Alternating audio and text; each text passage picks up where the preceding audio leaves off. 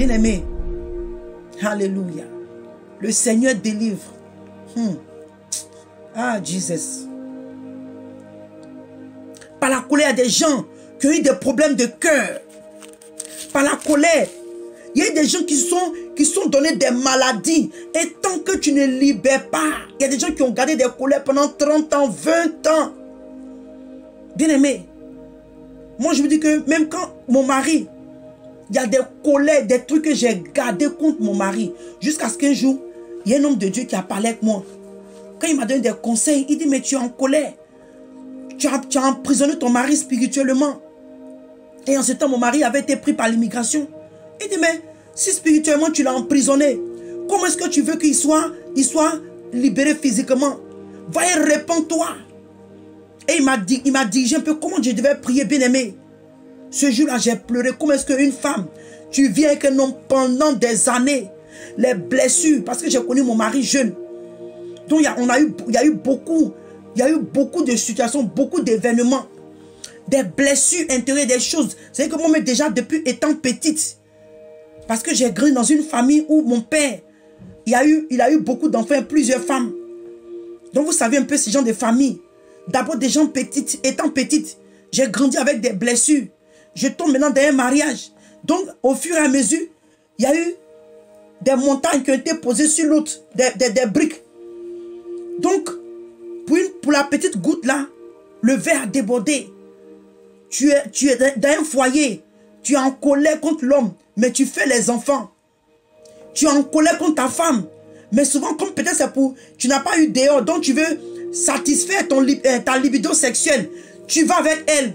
Les enfants naissent dans la colère, bien-aimée. Quand tu vas avec ton mari, ou même tu vas avec ta femme, tu as la colère dans le cœur pour lui. Tu as la colère pour elle dans ton cœur. Tu ne lui as pas pardonné. Mais comme c'est une histoire de libido, tu dois satisfaire. Et un enfant sort de cet acte. Quelle est l'énergie? Quelle est la sémence? Qu'est-ce que cet enfant-là vit? Quel est le produit? Quelle est la sémence? Quel est l'esprit, si je peux me mettre ainsi, que l'enfant reçoit? L'enfant, ou bien les enfants qui sortent des foyers où il y a le manque de pardon, la colère, le désordre. Bien aimé, je dis que c'est un sujet qui est trop profond. Mais nous allons surpasser sur certaines situations. Et nous grandissons dans des familles comme ça. Nous grandissons dans des foyers comme ça. Nous grandissons dans des maisons comme ça. Et le diable est assis, il rit de nous. Parce que c'est tout ce qu'il veut faire. Bien aimé, moi je me rappelle, il y a quelqu'un que je connais qui avait été violé. Je parle dans tous les détails parce que c'est quelqu'un de très proche de moi et de ma famille même. Et je ne savais pas pendant des années. Donc, quand je suis venu aux États-Unis ici, et elle et moi, un jour, on parlait. Et puis, on parlait de tout et de rien au pays. Et elle me dit, mais est-ce que tu sais qu'en telle année, quand mon papa m'a envoyé aller au marché, voilà telle situation qui m'est arrivée, mais j'ai eu tellement mal que je n'ai pas pu pardonner. J'ai dit, vous voyez?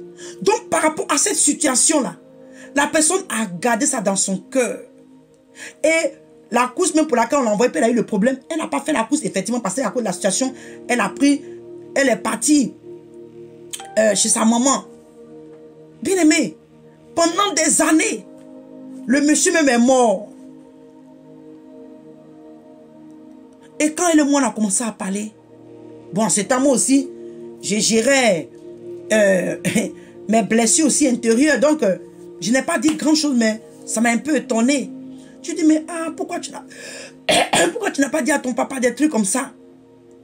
Mais bien aimé, aujourd'hui, quand je regarde le comportement de la personne, quand je regarde les réactions de la personne, je dis, waouh, cette blessure n'a pas été guérie de cette sœur. Cette plaie n'a pas été guérie. Donc, ça fait que cette plaie-là est en elle. Donc, ça fait que pour rien, il y a des personnes que tu vas haïr sans même que tu aies le droit d'haïr ces personnes. Vous voyez, il y a trop de choses. Oh oui, c'est C'est vrai, il passe par la colère pour te limiter, ma soeur Bolou, comme vous le dites. C'est vrai. C'est que c'est des choses, en fait, on ignore. Quand on, par exemple, le sujet, les gens disent, oh, c'est quoi ça, la colère? Les gens ignorent ça un peu. Mais bien aimé, c'est un truc que le diable utilise pour détruire les vies, pour détruire les destinées. Pour détruire les destinées. Parce que si tu es en colère, que tu vas prier là, comment est-ce que Dieu va te répondre? Tu es en danger. Les gens sont préparés à la sorcellerie contre toi. Les gens, la sorcellerie est en train de se jouer contre toi. Et toi, tu es en colère. Non seulement la sorcellerie va t'atteindre. Et quand tu vas prier pour dire, Seigneur, viens sur moi. Tu es en train de combattre là. Ça ne va mieux pas parce qu'il y a un blocage. Et c'est beaucoup de ces choses-là qu'on n'avait pas compris. On ne savait pas comment gérer ça. Ce sont des choses qu'on ne savait pas comment résoudre ça. Bien-aimés, que le Seigneur nous aide. Que le Seigneur nous aide. Donc ici, le livre d'Éphésiens nous dit que, bien-aimé, même si ça verrait que la situation est vraie, que la personne t'a fait du mal, il dit, si vous vous mettez en colère, ne péchez point. Si la personne t'a blessé, la personne t'a fait du mal, ne laisse pas les paroles que tu voulais dire, l'acte que tu voulais poser, les pensées que tu voulais amener à l'œil découvert. C'est-à-dire que l'acte que tu voulais poser, les actes que tu voulais poser, il dit, ne pêche pas. Ne pose pas ces actes-là. C'est normal que tu peux être en colère, mais ne pêche pas, ne pose pas les actes. Parce que quand tu es en colère, les actes que tu vas poser, le plus souvent, il s'avérait que la personne a eu honte après. Après, tu viens, oh, vraiment, moi-même là, vraiment, j'ai un peu honte même. Je me suis laissé emporter, hein. Je me suis laissé emporter, vraiment, je ne sais pas, je peux me contrôler. Souvent, il y a eu des divorces. Des divorces comme ça. Après, maintenant, vous vous asseyez. Après des années, l'autre est déjà marié. L'autre est déjà marié, des divorces qui n'avaient même pas le droit de se faire. Mais juste par la colère, manque de communication, manque de compréhension. Manque de compréhension. Et il dit que le soleil ne se couche pas sur votre colère, même si il savait que ce que la personne t'a fait, ce qui t'est arrivé, c'est vrai. Tu as le droit de te mettre en colère, mais la parole de Dieu te dit que toi et moi ne laissons pas le soleil. Bien aimé, combien de mariés, combien de personnes, combien de couples sont allés dormir avec la colère? Combien de fois, bien aimé, toi-même tu étais en colère, les gens même là, ils sont en colère. Dis-moi, ils étaient comme ça. Tu es couché comme ça sur le lit, puis tu es en train de ruminer, tu es en colère jusqu'à quand le sommeil te prend. Bien aimé, c'est pas plus grâce que nous sommes encore en vie. C'est pas plus grâce qu'il y a certains dangers qui ne nous ont pas arrivés. C'est pas plus grâce que nos vies, nous sommes encore en santé, bien aimé. Le Seigneur nous préserve, le Seigneur nous protège, même quand même que nous transgressons ces choses-là, bien aimé, le Seigneur nous protège. Parce qu'il va dire que, oh, moi, je n'ai jamais gardé de colère. Toi-même, tu as gardé de colère, mais regarde comment est-ce que le Seigneur n'a pas permis que le diable rentre dans ta vie pour te détruire. Regarde comment est-ce que Dieu n'a pas permis que le diable rentre dans ta vie pour te détruire. C'est encore là la grâce de Dieu.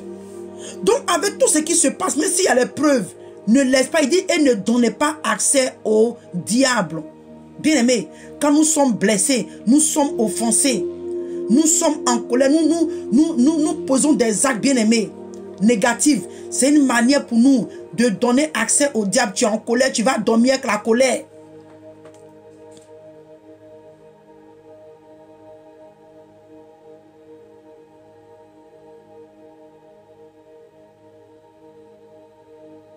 Amen. Sois béni, ma soeur. Sois béni, ma soeur Bolou. Sois béni. Vous voyez la colère. La colère. Bien aimé, il y a beaucoup de destinées qui ont été détruites par la colère.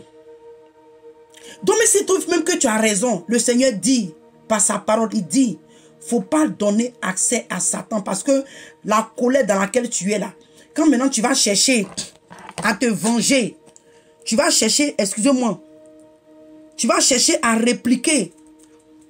Tu vas chercher à vouloir te venger, bien-aimé. Tu vas gâter beaucoup de choses dans ta vie. Vous voyez? Donc nous devons chercher à résoudre le problème, bien-aimé. Même si ça veut que ce que la personne a fait, c'est normal que tu sois en colère, mais ça ne te donne pas le droit de poser là pour pécher. Tu as le choix de le faire, mais ce n'est pas un droit. Ce n'est pas une raison. Bien-aimé, ce n'est pas une raison. Donc nous devons chercher à résoudre le problème rapidement par la réprimande des Écritures. Par la parole de Dieu, selon les Écritures, la correction juste. Nous devons nous arranger rapidement avec la personne avec qui nous sommes en colère, avec notre adversaire, dans la mesure du possible, et essayer de suivre la paix avec tous les hommes, avec toute personne. Comme le livre d'Hébreux nous dit, le livre d'Hébreux, bien aimé, quand tu as un problème avec quelqu'un, cherche à résoudre le problème. Cherche à résoudre le problème.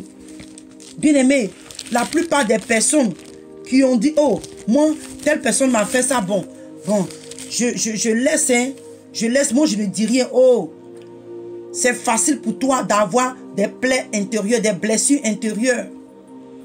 Parce que tu n'en parles pas, tu gardes, ça va te ronger. Ça va créer des cancers en toi. Ça va créer des maux de cœur. Ça va créer, bien aimé, ça va créer beaucoup de choses. J'ai été victime de ces choses. Moi, par la colère, ma tension est montée ici aux États-Unis, ici. J'ai failli mourir. Par la colère. Tellement j'étais submergé, tellement j'étais fâché, tellement j'étais, je ne sais même pas, tellement j'étais même dans tous mes états, dans tous mes états. Bien aimé, ma tension est montée. Ma tension est montée. Et je suis allé à l'hôpital. Bien aimé. Et ce jour-là, mes enfants, parce que c'était au moment où mon mari avait été arrêté par l'immigration. Qui allait surveiller mes enfants? Je suis couché à l'hôpital. Ma tension est montée. Dieu merci que ils ont trouvé une chambre. Ma fille, en ce temps, elle était un peu grande. Il n'y avait personne pour venir surveiller mes enfants. Bien aimé, que le Seigneur nous aide. Par les problèmes, les difficultés, les situations comme ça, le diable a détruit beaucoup de familles, beaucoup de vies. Beaucoup de vies. Donc nous devons chercher la possibilité de régler ces problèmes-là. Nous devons chercher la possibilité d'être en paix avec toutes ces personnes qui nous ont offensés. Le livre d'Hébreux 12, verset 14 nous dit: recherchez la paix avec tous et la sanctification sans laquelle personne ne verra le Seigneur. Donc malgré tout ce qui se passe, bien aimé, toi et moi, nous devons chercher à faire la paix avec nous. Nous devons chercher à garder la paix. Oui, ma soeur, le pardon guérit. Oh oui, je suis témoin, comment on peut dire ça? Un témoignage, je suis témoin de cela. Bien aimé, par le pardon, j'ai été guéri de beaucoup de choses. Est-ce que tu sais qu'il y a des maladies? Il y a des maladies que les gens ont en eux. Pourquoi ces maladies sont là? À cause du manque de pardon. Mais quand tu commences à pardonner, quand tu commences à laisser, tu commences à pardonner, c'est que ça te libère. C'est comme tes poumons là, il y a les frais qui circulent. C'est que c'est comme ton âme, tu es libre. Oh bien-aimé, ça fait du bien. C'est que même sur le plan physique, tu te sens bien. Imaginez quand tu en parles avec quelqu'un et que tu règles le problème, tu te sens en paix. Il y a une paix en toi. C'est que tu te sens, comment je sais pas comment, quels sont les mots que je peux attribuer. Tu te sens bien dans ton âme. C'est ce que le pardon fait. Bien-aimé, maintenant, bien-aimé, tu vas emmener la personne, mais d'abord, avant même d'arriver à la conclusion totale, nous allons lire quelques versets rapidement. Allons-y dans le livre de Jacques. Et on va finir dans le livre de Jacques 1, verset 19.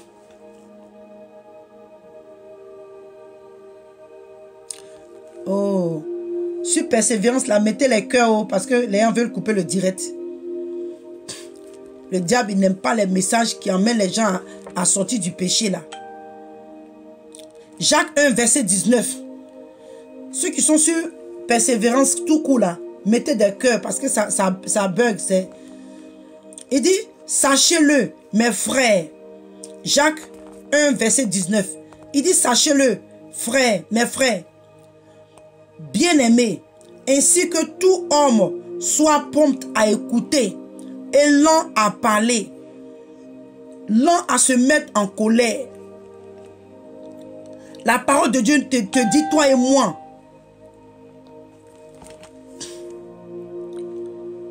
la parole te dit, toi et moi, bien-aimés. Il dit, il faut que toi et moi là, il dit, sachez-le, mes frères bien-aimés, ainsi que tout homme, quand on parle de tout homme, ce n'est pas seulement masculin, mais on parle de homme, le grand H, l'homme et la femme, l'humanité. Il dit, sois prompt à écouter, bien-aimé. On a un problème, on n'aime pas écouter. Quand tu es en train de communiquer avec quelqu'un, quand il y a une conversation, prends le temps de... Bien-aimé, cet enseignement-là, c'est trop profond. Prends le temps pour écouter. Apprenons à écouter l'un et l'autre. Quelqu'un est en train de parler. Laisse le temps à l'autre de parler. Écoute. Cherche à comprendre exactement ce que la personne veut dire. Il dit prompt à écouter. Lent à parler, lent à se mettre en colère.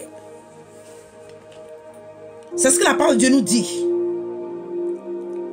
Quand tu es en train de régler le problème avec ton prochain, il y a un problème là. Il dit, pour encore même nous faire mieux comprendre, il dit, on doit être prompt à écouter, lent à parler, lent à se mettre en colère. C'est ce qu'on a dit au début là, avant de te mettre en colère, il faut réfléchir. Avant de poser l'acte. Maintenant, on est arrivé plus loin. Le livre de Éphésiens 4 nous dit, malgré tout ça là-haut, laisse tomber. Ça, c'est pour un enfant de Dieu. Toi qui veux aller au ciel, toi qui veux être sauvé, toi qui veux vivre la sainteté. C'est de là qu'on parle de la sanctification. La sanctification, ce n'est pas seulement nous dépouiller, enlever tous ces make-up, tous ces maquillages, ces mèches, tout ça. Non, ce n'est pas seulement ça. Mais le cœur aussi joue un grand rôle. Le cœur. On va dans le livre de Proverbes, rapidement. Proverbe 14.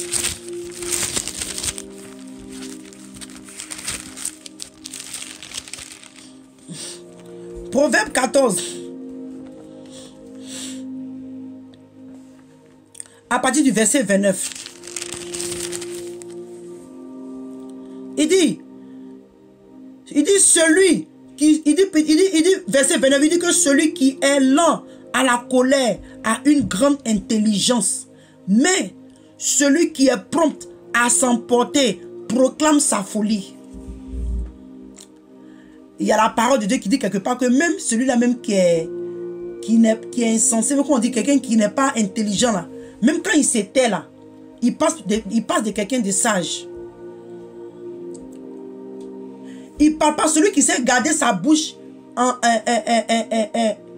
qui ne parle pas n'importe comment là. Quand il est calme comme ça, tu penses que c'est quelqu'un qui est sage. Vous voyez? Donc il nous dit que celui qui est prompt à s'emporter, tu t'énerves n'importe comment. Tu es en colère pour un rien, tu es en colère. Pour un oui, tu es en colère. Pour un non, tu es en colère. Donc ça fait même que les gens ont peur de t'approcher, bien aimé. Quelqu'un qui se met en colère n'importe comment, tu vas chasser des bonnes choses de ta vie. Tu vas permettre au diable de chasser les personnes qui sont des gens que Dieu même a emmenés pour ta destinée. Des personnes que Dieu même a envoyées pour t'aider à rentrer dans ta destinée. Des gens qui ont des choses divines à accomplir dans ta vie. Ces personnes ne veulent pas être contaminées. Ces personnes ne veulent pas être détruites. Ils vont s'éloigner de toi. Parce que quand on est auprès de toi, et de toi c'est la colère. Tu es énervé, tu es énervé. Ça va te faire perdre beaucoup de choses. Ça va te faire perdre la bénédiction. Tu es insupportable. Donc il dit que cette personne-là proclame sa folie. Alléluia. Le verset Proverbe 20.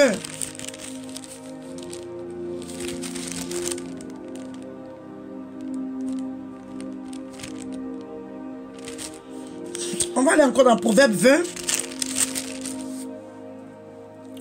Verset 3. Il dit, c'est une gloire pour l'homme de s'abstenir des querelles, mais tout insensé se livre à l'emportement. Bien-aimé, la parole de Dieu te dit, toi et moi, il dit, c'est une gloire pour un homme de s'abstenir des querelles. Donc toi et moi, bien-aimé, c'est quelque chose de glorieux, de quelque chose de fort, de merveilleux, de puissant aux yeux de Dieu. Bien-aimé, quand toi et moi, on s'abstient des querelles, des disputes, des palabres, des bavardages inutiles, bien-aimé. Des bavardages inutiles. Mais il dit, mais tout insensé se livre à l'emportement. Toi qui es prompt à te mettre en colère, là, tout ce qui vient, c'est toi. Tu dis qu'on ne peut même pas te saigner. Comme j'ai dit, ça peut emmener des gens à te fuir. Ça peut emmener des personnes à te fuir. Même dans le foyer, même ton mari te fuit, ta femme te fuit. Parce que si la personne ne veut pas de problème, et tu es là, tu es malheureux, tu es seul, tu es dans ta solitude. Et si maintenant il y a l'orgueil, tu vas commencer maintenant à trouver des excuses. Oh oui, on ne joue pas avec moi. Tu as besoin de quelqu'un dans ta vie. Nous avons besoin de l'un et l'autre. On aime dire, oh, si personne ne m'aime, Dieu, que Dieu m'aime, ça suffit. Comment, si Dieu là, tu ne le vois pas? Dieu là, tu ne le vois pas. Tu auras besoin de quelqu'un quelque part dans ta vie. Parce que Dieu utilise des personnes pour changer la vie de quelqu'un. Dieu utilise toujours quelqu'un. Il nous a amenés à vivre ensemble. C'est pourquoi il nous demande de nous supporter les uns les autres. Si on n'était pas important dans la vie de chacun, on n'allait pas nous demander de nous supporter. On n'allait pas nous demander de nous supporter. C'est parce que quelque part nous sommes importants dans la vie de l'un et l'autre. En tant que corps du Christ, la bouche a besoin de la joue. Les yeux ont besoin de la tête. Les oreilles ont besoin de la tête. Les bras ont besoin du corps ici. Bien-aimé. Tes pieds là ont besoin de tes fesses, de tes reins. Nous sommes reliés l'un et l'autre. En tant qu'enfants de la main de Dieu, le corps du Christ, nous sommes reliés l'un et l'autre. Tu as besoin de ton mari, comme ta femme aussi a besoin de toi. Bien-aimé, c'est important. On va dans le livre d'Hébreux 3.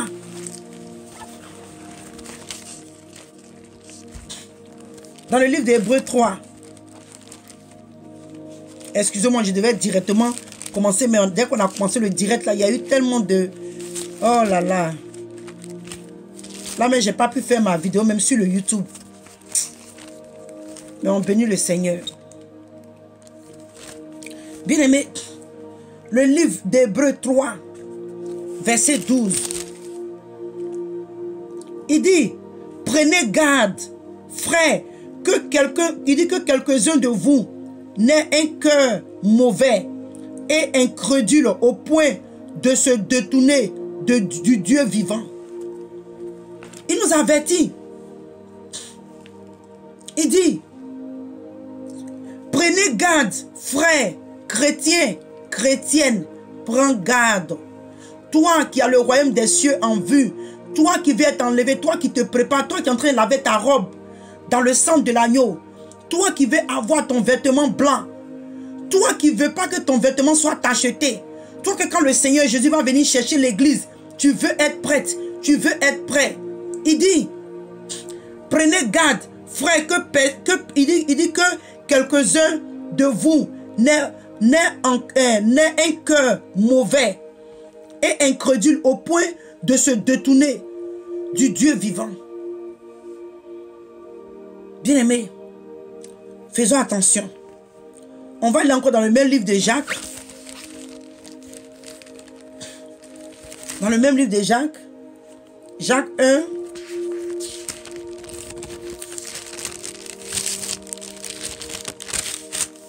La colère. La colère. Jacques 1, 19 à 20. Il dit, sachez-le, mes frères bien-aimés, ainsi que tout homme soit prompt à écouter, lent à parler, lent à se mettre en colère, car la colère de l'homme n'accomplit pas la justice de Dieu. Bien-aimé, tu te mets en colère et que tu veux agir dans ta colère, ça ne va pas accomplir la volonté de Dieu. C'est que quand tu vas poser l'acte, quand ta décision que tu vas prendre dans la colère, tu es énervé, tu n'es pas en train de réfléchir, la solution, la décision que tu vas prendre, elle ne va pas accomplir la volonté de Dieu. Parce que tu aurais agi sans réfléchir, tu aurais agi dans la colère, tu aurais agi dans la chair. Bien-aimé, la parole de Dieu te dit, toi et moi, que les désirs de la chair sont contraires à celles de l'Esprit de Dieu.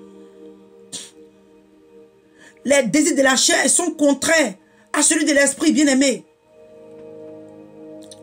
Donc si toi et moi, on ne se contrôle pas et que dans la chair on agit, on ne pourra pas accomplir la volonté de Dieu. Mais si on se calme et qu'on va en prière, on demande à Dieu de nous aider, comment réagir dans cette situation, tu vas voir que l'inspiration que l'Esprit de Dieu va te donner, ça sera pour la paix. De ton côté et du côté de ton adversaire. Encore le livre de Proverbes 19. On va aller rapidement, on a 2 autres versets, puis on a fini. Proverbe 19. Proverbe 19, à partir du verset 11. Il dit, l'homme qui a de la sagesse est lent à la colère et il met sa gloire à oublier les offenses. Alléluia. La parole de Dieu nous dit, le verset 11, il dit l'homme qui a de la sagesse. Donc ça veut dire que l'homme qui est sage là, il est lent à se mettre en colère. Et on dit encore, il dit que et il met sa gloire à oublier les offenses. Quelqu'un t'a offensé, tu laisses tomber, tu pardonnes, tu laisses tomber, tu avances. Tu avances. Quelqu'un qui est sage là, c'est comme ça qu'il agit.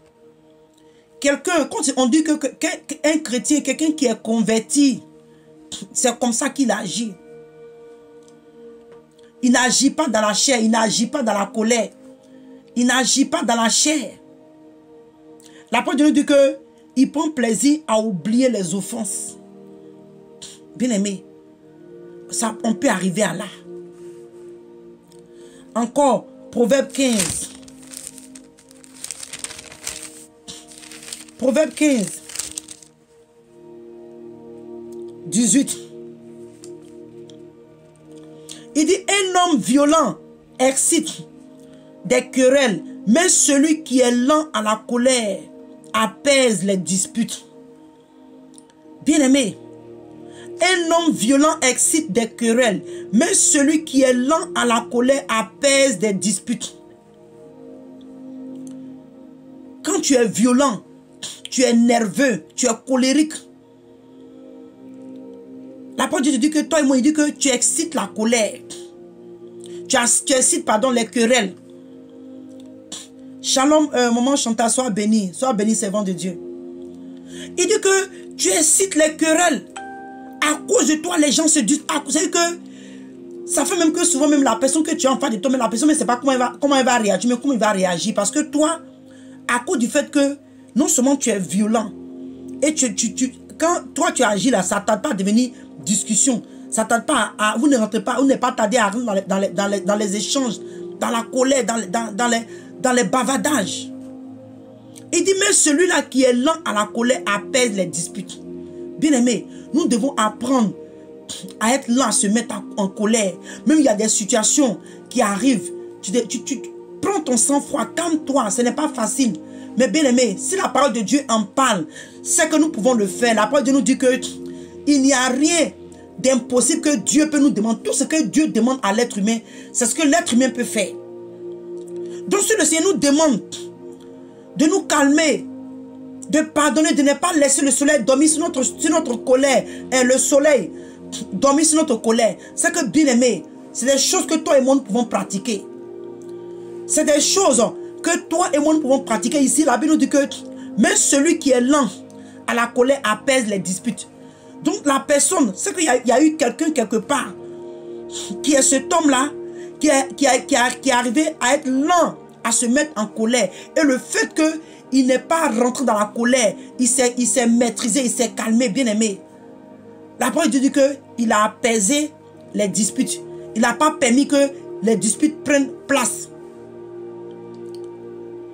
La femme, elle s'est calmée, elle s'est maîtrisée. Donc elle a évité les disputes. L'homme aussi pareillement, bien aimé.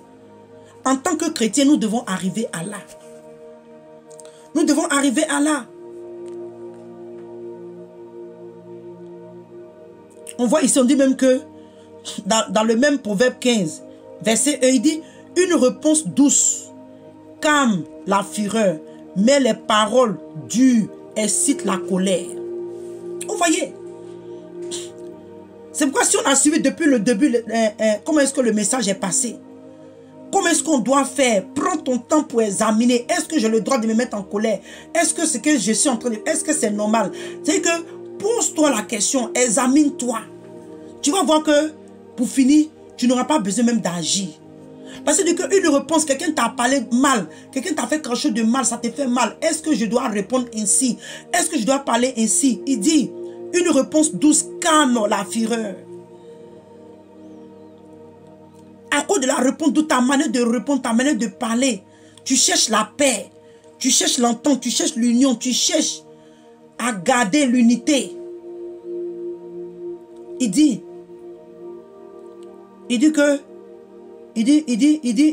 cette réponse douce là calme la fureur. On va dans le livre de Colossiens, l'avant-dernier verset, et puis on a fini.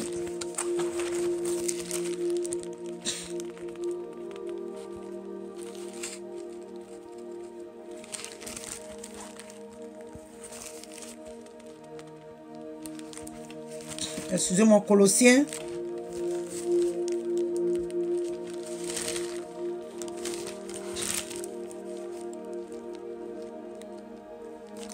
Colossiens 3, verset 8. Colossiens 3, verset 8. Il dit, mais maintenant, renoncez à toutes ces choses, à la colère, à l'animosité, à la méchanceté, à la calomnie, aux paroles déshonnêtes qui pourraient sortir de votre bouche. Bien-aimé, toi et moi, ils sont plus appuyés sur la colère. Il dit maintenant, renoncez à toutes ces choses dont le Seigneur t'interpelle, toi et moi. Nous devons renoncer à la colère. Tu es quelqu'un de colérique, demande à Dieu de te délivrer, bien-aimé. Moi, je vous dis que Dieu m'a délivré de la colère en me dépouillant et par la prière, le jeûne. Parce que c'était un esprit qui m'a beaucoup oppressé. Qui m'a amené à poser des actes. Donc aujourd'hui, quand je regarde, ça a pris la grâce de Dieu de me pardonner moi-même. Ça a pris la grâce de Dieu pour que je me pardonne à moi-même, bien-aimé. Voilà ce que la colère peut emmener quelqu'un.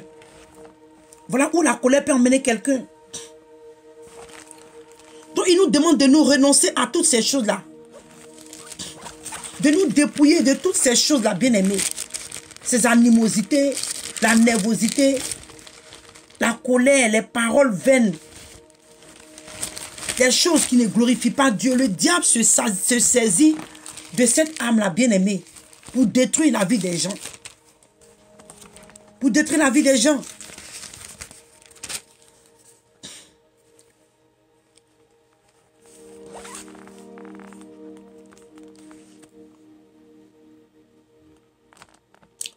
Ici, on nous demande, dans le livre de même Éphésiens 4, il dit que toute amertume, toute animosité, toute colère, toute clameur, toute calomnie et toute espèce de méchanceté disparaissent du milieu de vous.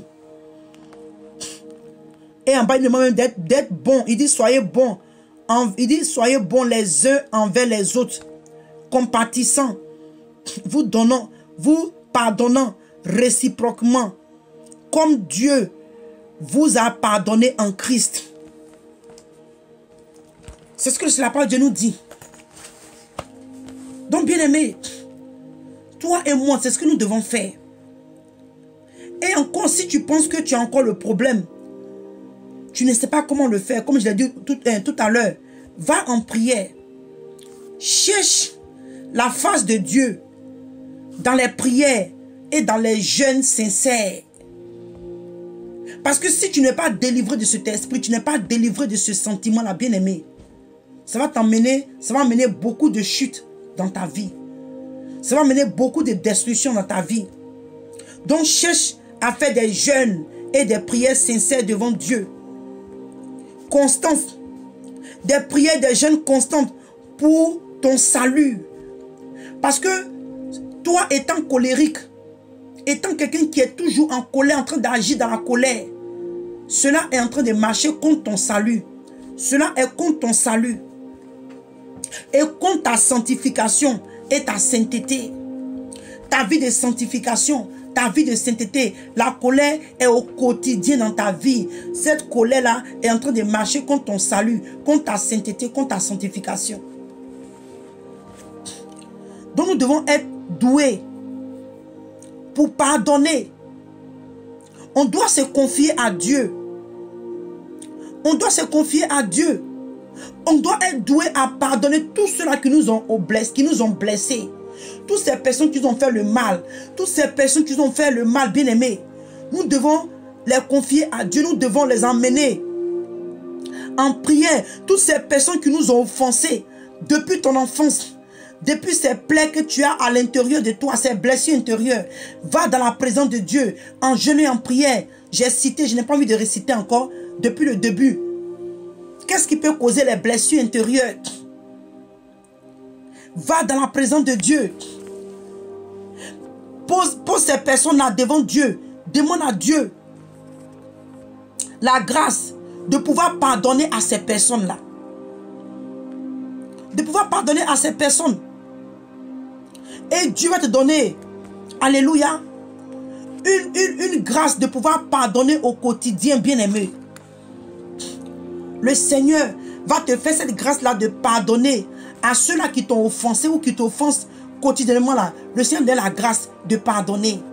Mais tous ces choses, nous devons aller en prière. Va en prière. Va en prière. Dieu va te donner quotidiennement suffisamment la grâce, alléluia, pour une vie juste, parfaite et agréable aux yeux du Saint-Esprit, aux yeux du Seigneur, aux yeux du Dieu vivant. Donc, bien-aimés, nous sommes arrivés à la fin de ce message. Nous avons parlé du pardon. Excusez-moi, quand je me suis connecté, j'ai eu tellement... Je devais mettre mon YouTube en marche. Mon téléphone a un problème. Je n'ai pas pu mettre le YouTube. Et quand ça commence, c'est un peu difficile de télécharger les messages là. Mais je bénis le Seigneur. Donc ce que je voulais dire, c'est pourquoi j'ai tardé. Sinon, je n'ai pas voulu même durer. Mais malheureusement, c'est arrivé. Donc on bénit le Seigneur. Mais ce que je veux dire, bien-aimé, va en prière. Va en jeûne et en prière sincère. Dieu va te délivrer de la colère. Dieu va te délivrer, bien-aimé. Il a fait pour moi. Ma délivrance a été, comment je peux dire, est restée, j'ai gardé ma délivrance, surtout aussi parce que, comme je l'ai dit tout à l'heure, c'est par le dépouillement que moi, le Seigneur, m'a accordé la délivrance totale de ce démon de colère-là. C'est un esprit. Quand je me suis dépouillé, c'est comme ça, comme j'ai dit tout à l'heure, que c'est comme quelque chose qu'on a retiré de moi. Donc, bien-aimés, que le Seigneur vous bénisse et que la grâce de Dieu même demeure sur votre vie. Et demain, par la grâce de Dieu, si le Seigneur me permet encore, je vais être connecté pour un autre message. Que le Seigneur vous bénisse et shalom. Shalom.